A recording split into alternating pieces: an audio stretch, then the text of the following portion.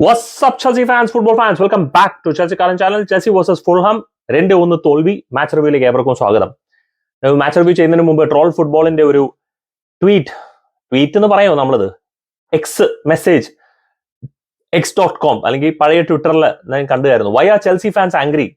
നിങ്ങൾ തന്നെയല്ലേ പറഞ്ഞുകൊണ്ടിരുന്നത് നിങ്ങൾ ടൈറ്റിൽ റേസിൽ ഇല്ലായിരുന്നു എന്നുള്ളത്. സത്യമാണ്. Why are we angry? ഒരുപാട് പേര് ഭയങ്കര സങ്കടവും ദേഷ്യവും വിമർശനങ്ങളും ഒക്കെ പറയപ്പെടുന്നു. For what? Never been in the title race. ഒരു പക്ഷേ അത്രയ്ക്ക് ദേഷ്യം ഉണ്ടായിരുന്നു എന്നുണ്ടെങ്കിൽ അതിന്റെ അർത്ഥം ഉള്ളിൽ എവിടെയോ നമ്മൾ ഒരു പക്ഷേ എങ്ങാനും ചിക്കൻ ബിരിയാണി കിട്ടിയാലോ എന്നുള്ള ഒരു ധാരണയിലായിരിക്കണം നമ്മൾ ഇരുന്നിട്ടുണ്ടാവുക. അറിഞ്ഞോ അറിയാണ്ടോ നമ്മൾ ടൈറ്റിൽ റേസിൽ ഉണ്ടായിരുന്നു എന്നൊരു തോന്നലായിരിക്കണം നമ്മുടെ മനസ്സിലുണ്ടാവുക.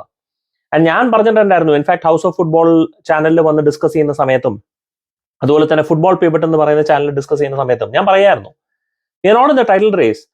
ഇത് എൻസോ മറസ്ക പറയുന്നത് കൊണ്ട് മാത്രം പോയിട്ടുള്ള ഒരു കാര്യമില്ല. It's a young squad.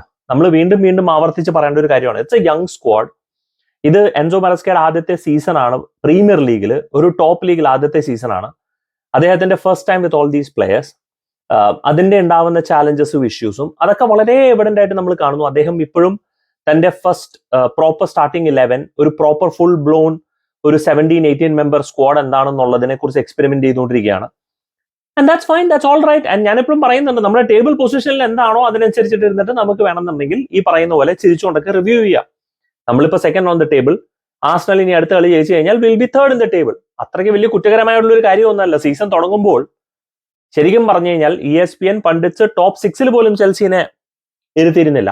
എന്റെ ആഗ്രഹം നമ്മൾ ടോപ്പ് 3 അവസാനിക്കണം, ടോപ്പ് 3 ഉണ്ടാവണം എന്നുള്ളതായിരുന്നു. കാരണം കഴിഞ്ഞ സീസൺ പോച്ചറ്റിനോയുടെ കീഴിൽ നമ്മൾ അവസാനം എങ്ങനെയൊക്കെയോ ഗുസ്തിയൊക്കെ പിടിച്ച് 5ാം സ്ഥാനത്ത് അവസാനം കൊണ്ട് നമ്മൾ എത്തിച്ചു. അപ്പൊ അതുകൊണ്ട് ഞാൻ എക്സ്പെക്ട് ചെയ്തത് ഈ സീസണിൽ ടോപ്പ് 4, ടോപ്പ് 3 എങ്കിലും ഫൈറ്റ് ചെയ്യണം എന്നുള്ളതാണ്. As long as we are in that fight, I am happy.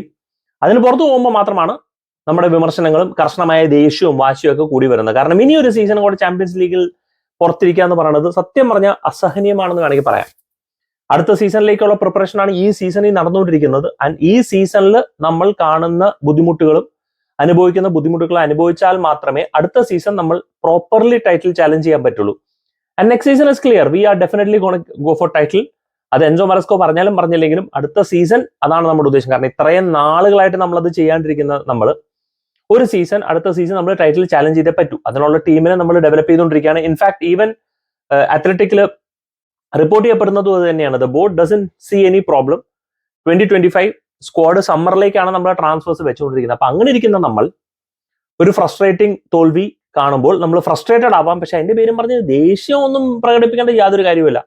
മിസ്റ്റേക്കുകൾ ഉണ്ടായിരുന്നു, ഇഷ്യൂസ് ഉണ്ടായിരുന്നു. അപ്പൊ അതിനെക്കുറിച്ച് നമുക്ക് വിശദമായി സംസാരിക്കാം. Now let's look at the lineup സത്യം പറഞ്ഞ സർപ്രൈസ് ആയിരുന്നില്ല. Pedro Neto, Jackson, Sancho, Palmer, പിന്നെ midfield Caicedo, Enzo, back four Gusto, Colwill, Tosin, Cucurella, Sanchez, ഇതൊക്കെ തന്നെ നമ്മൾ ഒരു എക്സ്പെക്ടഡ് ലൈനപ്പ് തന്നെയായിരുന്നു. ബെഞ്ചിൽ പക്ഷെ വളരെ സർപ്രൈസ്, വേഗയും കുക്കുറയും അവൈലബിൾ ആയിരുന്നില്ല. റെനാറ്റോ വേഗ എപ്പോഴും തെറ്റുപറ്റുന്ന ഒരു പേരാണ്. റെനാറ്റോ വേഗയും കുക്കുറയും. റെനാറ്റോ വേഗയും നോണി മാഡുവയ്ക്കയും ബെഞ്ചിൽ ഉണ്ടായിരുന്നില്ല എന്നുള്ളതാണ് പറയപ്പെടുന്നത്. അവർ തമ്മിൽ എന്തോ ക്രിസ്മസ് പാർട്ടിക്ക് ശേഷം ഉണ്ടായ അടിയോ തർക്കമോ എന്തോ ഉണ്ടായിരുന്നു. അതിന്റെ പേരിലാണ് അവരെ ടീമിൽ നിന്ന് ഒഴിവാക്കിയത് എന്ന് പറഞ്ഞു. പക്ഷെ മെറസ്കയോട് ചോദിച്ചപ്പോൾ മെറസ്ക പറഞ്ഞു അതൊരു ടാക്ടിക്കൽ ഡിസിഷൻ ആണെന്ന്. ടാക്ടിക്കൽ ഡിസിഷനിലൊന്നും നോണി മാഡുവയ്ക്കിനെ പുറത്തിറക്കേണ്ട ഒരു ആവശ്യമില്ല എന്നുള്ളത് വളരെ വ്യക്തമാണ്. അതിന് കാരണം ബെഞ്ചിലുണ്ടായിരുന്നത് Cesare Casadei, Tyrique George, Acheampong, 2 goalkeepers, Dewsbury Hall പോലും ടീമിലുണ്ടായിരുന്നില്ല. അതിനകത്ത് സത്യം പറഞ്ഞ കാര്യമായിട്ടുള്ള ഒരു ഇമ്പാക്ട് പ്ലെയർ എന്ന് പറഞ്ഞാൽ ഒരു പക്ഷേ ജുവാവോ ഫെലിക്സും എൻകുങ്കും മാത്രമേ ഉണ്ടായിരുന്നിട്ടുള്ളൂ. അപ്പോൾ പെട്ടെന്ന് ഓൾ ഓഫ് എ സഡൻ 2 പ്ലേയേഴ്സിനെ ടീമിലും ഇല്ല. ഇഞ്ചുറി ഒക്കെ വന്നു കഴിഞ്ഞപ്പോഴത്തേക്കും നമ്മുടെ ബെഞ്ച് എന്ന് പറയുന്നത് വളരെ വീക്ക് ആയിരിക്കുന്ന ഒരു ബെഞ്ചിനെ പോലെയാണ് തോന്നിയത്. എന്നാലും ഫുൾഹാം എവേ കളിക്കുന്നു, നമ്മൾ ഹോമിൽ കളിക്കുന്നു. ഫുൾഹാം എവേ നല്ല ഫോമിൽ ഇരിക്കുന്ന ഒരു ടീമിലാണ്. നമ്മൾ ഹോമിൽ കഴിഞ്ഞ 1-2 കളികൾ നല്ലോണം കളിക്കുന്നു എന്നൊക്കെ പറഞ്ഞപ്പോൾ ഞാൻ അറ്റ്ലീസ്റ്റ് നമ്മൾ ഡോമിനേറ്റിംഗ്, ബ്രെൻഫോർഡിനെതിരെ നമ്മൾ നല്ല രീതിയിലാണ് നമ്മൾ കളിച്ചത്. പക്ഷേ നേരെ മറിച്ചാണ് സംഭവിച്ചത്. ശരിക്കും പറഞ്ഞു കഴിഞ്ഞാൽ ആദ്യ പകുതിയിൽ ബെറ്റർ ടീം, 2 പകുതികളിലും ബെറ്റർ ടീം വാസ് ഫുൾഹാം. ആദ്യ പകുതികളിൽ ഫുൾഹാം അത്യാവശ്യം ഒരുപാട് ട്രാൻസിഷണൽ മൊമെന്റ്സ് ക്രിയേറ്റ് ചെയ്തു. പക്ഷെ എന്നാലും അതൊന്നും കാര്യമായിട്ട് നമ്മുടെ ഗോൾ കീപ്പറിനെ ത്രട്ടൻ ചെയ്തില്ല. എക്സെപ്റ്റ് വൺ, ആ ഒരു ലെഫ്റ്റ് ബാക്കിന്റെ ബാസിയുടെ ഒരു റൺ, അടിപൊളി ഒരു ഷോട്ടും അത് സാൻചസിന്റെ മനോഹരമായ ഒരു സ്റ്റോപ്പായിരുന്നു. അത് ഒഴിച്ച് അവർ ഷോട്ട് ഓൺ ടാർഗറ്റുകൾ എടുത്തിട്ടുണ്ടെങ്കിലും ഒരു കണക്കിനും അത് സാൻചസിനെ ത്രട്ടൻ ചെയ്തതുപോലെയായിട്ട് എനിക്ക് തോന്നിയിട്ടുണ്ടായിരുന്നില്ല ഫസ്റ്റ് ഹാഫ്. നേരെ മറിച്ച് നമ്മൾ ട്രാൻസിഷനിൽ കുറച്ചും കൂടെ ബെറ്റർ ചാൻസസ് ക്രിയേറ്റ് ചെയ്യുകയും ഇൻഫാക്ട് നമ്മുടെ ഫസ്റ്റ് ഷോട്ട് ഓൺ ടാർഗറ്റ് തന്നെയായിരുന്നു നമ്മുടെ ഗോള്. അത് ഒരു എന്താ പറയണേ, ഹാഫ് സ്പേസിൽ കോൾ പാൽമറിനെ കൈസഡോ കണ്ടെത്തുകയും കോൾ പാൽമറിന്റെ ഒരു വൺ ടച്ച് ഇൻഡിവിജ്വൽ ഒരു മൂവ്മെന്റും ഒരു ബ്യൂട്ടിഫുൾ ഫിനിഷ്, അതൊരു ഷോട്ടും കൂടെ അല്ല, ഒരു പ്ലേസിംഗ് ടു ദ ടോപ്പ് അല്ല bottom right corner of the goalkeeper. വളരെ മനോഹരമായിരുന്ന ഒരു ഫിനിഷ്. കോൾ പാൽമർ വീണ്ടും ഒരു ഗോൾ നേടി. അപ്പോൾ അങ്ങനെ നിൽക്കുമ്പോഴത്തേക്കും ഞാൻ ആലോചിച്ചുകൊണ്ടിരുന്നു, കുഴപ്പമില്ല, even though Fulham better team ആയിരുന്നെങ്കിലും നമ്മളൊന്ന് കമ്പോസ്ഡ് ആയിട്ട് കളിക്കുകയും. ആൻഡ് ടോസൻ സത്യം പറഞ്ഞാൽ എന്റെ ബാക്ക് വാസ് എക്സലന്റ്. കാരണം ടോസിന്റെ കാംനെസ്സും കമ്പോഷറും ഹിസ് മൂവ്മെന്റ്, ഒരു മിസ്റ്റേക്ക് എന്തൊക്കെയോ വരുത്തി എന്നല്ലാണ്ട് മൊത്തത്തിൽ ടോസിന്റെ പെർഫോമൻസ് വിലയിരുത്തു കഴിഞ്ഞാൽ, ഞാൻ കഴിഞ്ഞ മത്സരം എവർട്ടന്റെ മത്സരത്തിൽ പറഞ്ഞാൽ ഒരു കാംനെസ് കൊണ്ടുവരുന്നുണ്ട് on the pitch and he looks comfortable. And Pedro നെറ്റോ ആയിരുന്നു ശരിക്കും നമ്മുടെ റൈറ്റ് ബാക്ക് ആയിട്ട് കളിച്ചിരുന്നത്. കാരണം പെഡ്രോ നെറ്റോ ആയിരുന്നു റോബിൻസനെ കംപ്ലീറ്റ്ലി ട്രാക്ക് ബാക്ക് ചെയ്തുകൊണ്ടിരുന്നത്. ഗുസ്തോ അല്ല ശരിക്കും പറഞ്ഞാൽ ട്രാക്ക് ബാക്ക് ചെയ്തുകൊണ്ടിരുന്നത്, പെഡ്രോ നെറ്റോ ആയിരുന്നു ട്രാക്ക് ബാക്ക് ചെയ്തുകൊണ്ടിരുന്നത്. ആൻഡ് പെഡ്രോ നെറ്റോ വളരെ നല്ല മനോഹരമായിട്ട് എന്താ പറഞ്ഞ ട്രാക്ക് ബാക്ക് ചെയ്തു. Overall 1-0 lead. എനിക്ക് തോന്നുന്നു ഫസ്റ്റ് ഹാഫ് ശരിക്കും പറഞ്ഞാൽ 0-0 ആവേണ്ടതായിരുന്നു, പക്ഷെ 1-0 ലീഡ് നമുക്ക് ഫേവറബിൾ. സെക്കൻഡ് ഹാഫ് നമ്മൾ സ്റ്റാർട്ട് ചെയ്യുന്നു, സബ്സ്റ്റിറ്റ്യൂഷൻ ഒന്നും വേണ്ട, സെക്കൻഡ് ഹാഫ് നമ്മൾ നല്ലോണം സ്റ്റാർട്ട് ചെയ്യുന്നു, നമ്മൾ കളി ഡോമിനേറ്റ് ചെയ്യുന്നു. ഇൻഫാക്ട് സെക്കൻഡ് ഹാഫ് ആദ്യത്തെ ഒരു 10 മിനിറ്റിൽ നമുക്ക് ഭയങ്കര പൊസിഷൻ ഒക്കെ ഇരുന്ന് കളിക്കുന്നു.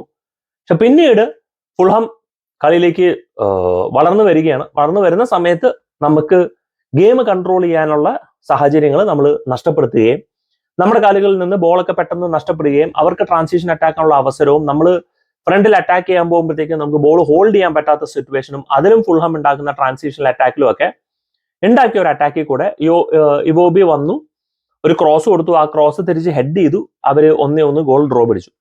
അതിനുശേഷമാണ് നമുക്കൊന്ന് ഉഷാർ വന്നേ, പൊന്നളിയ നമ്മൾ ഹോമിലാണ് കളിക്കുന്നത്, നമുക്ക് കുറച്ച് ഇന്റൻസിറ്റി ഒക്കെ കാണിക്കണ്ടേ എന്നൊക്കെ പറഞ്ഞ് നമ്മൾ ഇന്റൻസിറ്റി ഒക്കെ കളിച്ചു, 1-2 ചാൻസസ് ഒക്കെ ക്രിയേറ്റ് ചെയ്യാൻ തുടങ്ങി. We had those half chance moments. പക്ഷേ നമ്മൾ എപ്പോഴും പറയുന്നത് പോലെ ഈ അടിപൊളിയായിട്ട് ഈ മത്സരം കളിച്ചുകൊണ്ടിരിക്കുന്ന സമയത്ത് ഈ നമ്മുടെ ഇന്നസെന്റ് പണ്ട് സിനിമയിൽ പറഞ്ഞു അല്ലെങ്കിൽ അത് വേണ്ട, മത്തങ്ങ തലയാ, സാഞ്ചസിന്റെ തലയിൽ ആ ഒരു ഇടുത്തി കൊണ്ടൊരു അടി അടിക്കും. ഈ മറ്റേ ഫ്രണ്ട്സ് സിനിമയിൽ ചുറ്റിക തലയിൽ ഇങ്ങോട്ട് വീണ് പോലെ ഒരു അടി, ഒരു അപട്ടാന്ന് പറഞ്ഞൊരു അടി. ഒരു പ്രഷറും ഇല്ല, ഒരു ടെൻഷനും ഇല്ല. അവസാനത്തെ ഒരു കിക്ക് ആ 90% സാഞ്ചസ് വന്നിട്ട് നേരെ കിക്ക് അടിക്കുന്നത് ഫുൾഹാം പ്ലേയേഴ്സിന്റെ. അങ്ങനെ ഒരു കിക്ക് അടിക്കേണ്ട ഒരു ആവശ്യം ഉണ്ടായിരുന്നില്ല, നമ്മുടെ പ്ലേയേഴ്സിന്റെ അങ്ങോട്ട് പോവുക. ആൻഡ് സാഞ്ചസ് ഈ ഇന്നത്തെ കളി മുഴുവനും ലോങ് ബോളൊക്കെ അടിക്കുന്നതിൽ കുഴപ്പമില്ല, എല്ലാം പോകുന്നത് ഫുൾഹാം പ്ലേയേഴ്സിന്റെ അടുത്ത്, എല്ലാം ബോൾ കിട്ടുന്നത് ഫുൾഹാമിന്. Utter waste long ball. അവന് ഒരു ഗെയിം മൊത്തം അടിപൊളിയായിട്ട് കളിച്ചിട്ട് ഇതുപോലെയൊക്കെ കാണിക്കുമ്പോൾ ഉണ്ടാവുന്ന ഒരു മണ്ടത്തരങ്ങൾ. അതിനുശേഷം ആ ഒരു ബോൾ വിന്നിൽ നിന്ന് ഫുൾഹാം ഒരു കൗണ്ടർ അറ്റാക്ക് ചെയ്യുന്നു, ട്രാൻസിഷൻ അറ്റാക്ക് ചെയ്യുന്നു. അതുകൊണ്ട് പുഷ്പം പോലെ അവർ രണ്ടാമത്തെ ഗോൾ അടിക്കുന്നു, 2-1. പിന്നെ നമുക്ക് അവസാനം എന്തോ ഒരു ചാൻസ് ഉണ്ടായിരുന്നു, അതിന് സത്യം പറഞ്ഞാൽ ഞാൻ കണ്ടുമില്ല. So overall yes it's a frustrating result. പക്ഷേ ഈ ഫ്രസ്ട്രേറ്റിംഗ് റിസൾട്ട് ആണ് ശരിക്കും പറഞ്ഞാൽ ഇങ്ങനെ ഒരു യങ് ഇൻഎക്സ്പീരിയൻസ് സ്ക്വാഡിൽ നിന്ന് നമുക്ക് കാണാൻ ഇടയുണ്ടാവുന്നത്.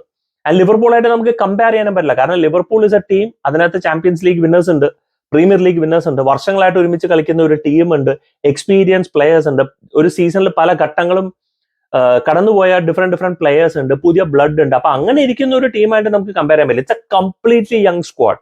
ഈവൻ ദോ എൻസോ കൈസഡോ ഒക്കെ ഒരുമിച്ച് കളിച്ചു, എന്നിട്ട് കഴിഞ്ഞ സീസണിൽ കളിച്ചിട്ടുണ്ടെങ്കിലും ഇവരെല്ലാവരും ഒരുമിച്ച് ഒരു പുതിയ സീസൺ ഒരു ടാക്ടിക്കൽ മാനേജറിന്റെ അടിയിൽ കളിക്കുന്നത് ഈ സീസൺ ആദ്യമായിട്ടാണ്. ആൻഡ് മെറസ്കയുടെയും ആദ്യത്തെ സീസണാണ് ടോപ്പ് ഫ്ലൈറ്റിൽ ഞാൻ ഈ വീഡിയോന്റെ തുടക്കം പറഞ്ഞതുപോലെ. അപ്പൊ അങ്ങനെ ഇരിക്കുന്ന ഒരു ടീമിന്റെ ഇഷ്യൂസ്. ഗുസ്തോന്റെ പെർഫോമൻസ് ഭയങ്കര മോശമായിരുന്നു. Sancho was absolutely horrible.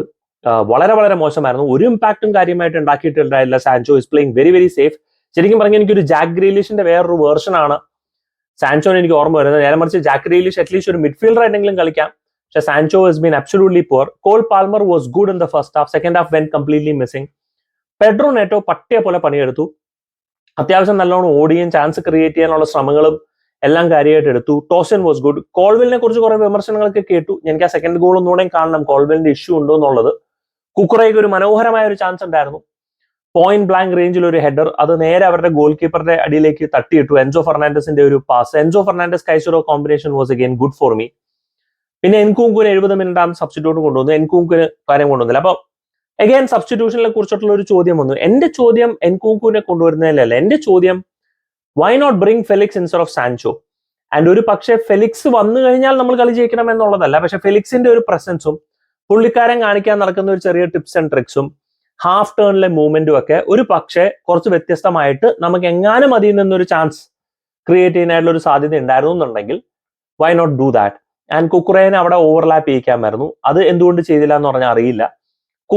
എൻകോങ്കു കാര്യമായിട്ട് ഈ പറയുന്ന പോലെ ജാക്സന്റെ സബ്സ്റ്റിറ്റ്യൂട്ട് ആയിട്ട് വരരുത്. കാരണം പുള്ളിക്കാരൻ ആ പ്രൊഫൈൽ സൂട്ടഡ് അല്ല. നമുക്ക് ശരിക്കും പറഞ്ഞാൽ ആ ഒരു നിമിഷം അവിടെ വേണ്ടി വന്നത് മാർക്ക് ഗെയ്വ് ആയിരുന്നു. പിന്നെ നമുക്ക് അങ്ങനെ കാര്യമായിട്ട് സബ്സ്റ്റിറ്റ്യൂട്ടിന് ആരുമില്ല. വേണമെന്നുണ്ടെങ്കിൽ ഗുസ്തോന് പകരം അച്ചിയംബോങ്ങിനെ കൊണ്ടുവരാമായിരുന്നു. പക്ഷെ 1-1 ഡ്രോയിലിരിക്കുന്ന സമയത്ത് അവിടെ അച്ചിയംബോങ്ങിനെ കൊണ്ടുവന്നിട്ട് പുള്ളിക്കാരനെ ആ പ്രഷറിൽ ഇടേണ്ട കാര്യമൊന്നുമില്ല.